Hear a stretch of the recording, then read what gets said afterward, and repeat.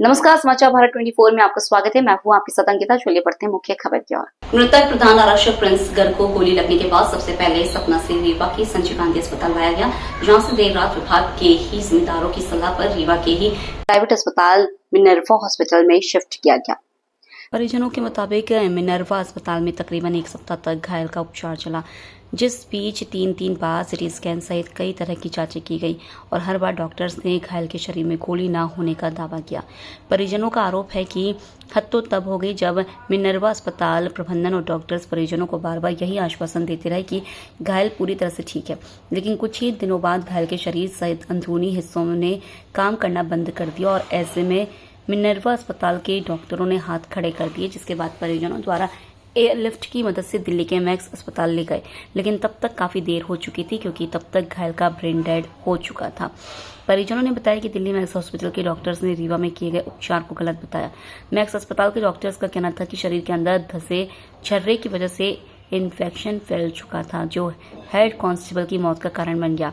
परिजनों ने बताया कि रीवा के मिनर्वा अस्पताल में डॉक्टर ने घायल के शरीर में गोली न होने का जो दावा किया था वह गलत साबित हुआ है, क्योंकि पोस्टमार्टम के दौरान मृतक के शरीर में धंसे गोली के छर्रे निकाले गए हैं।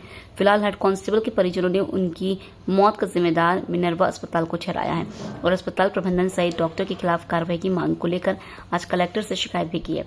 परिजनों का आरोप है कि हेड कांस्टेबल की जान बचाने के लिए उन्होंने घर के जेवरात तक बेचने पड़े और तकरीबन 17 से 18 लाख रुपयों का बिल चुकाया, बावजूद इसकी जान नहीं बचाई जा सकी।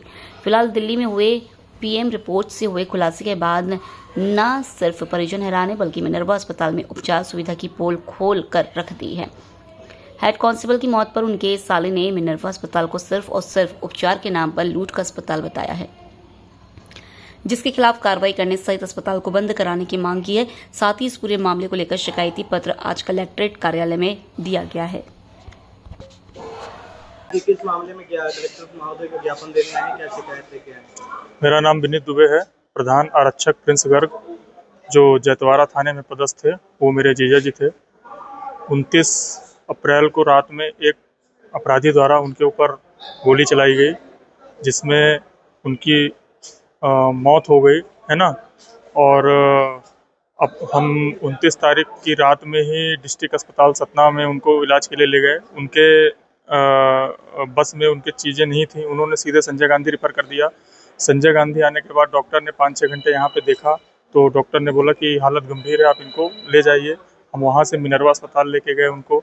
मिनर्वा अस्पताल के जो डॉक्टर हैं, डॉक्टर धर्मेश पटेल और डॉक्टर सुरेश मिश्रा, उन्होंने हमें आश्वासन दिया कि हम इनको ठीक कर लेंगे, गोली निकल चुकी है। 3 बार उन्होंने सिटी स्कैन कराया, हमें धोखे में रखा।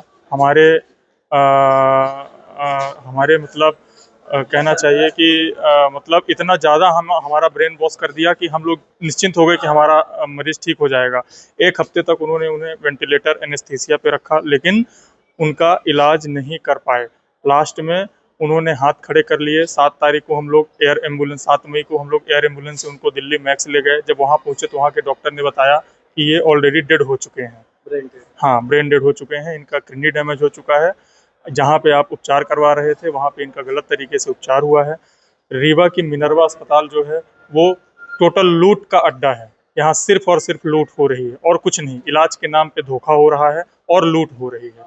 आज मैं माननीय कलेक्टर महोदय के पास एक आवेदन लेके आया हुआ हूँ कि मिनर्वा अस्पताल के खिलाफ उपयुक्त कार्रवाई करें, जांच करें, जो दोषी हैं उनको सजा मिले।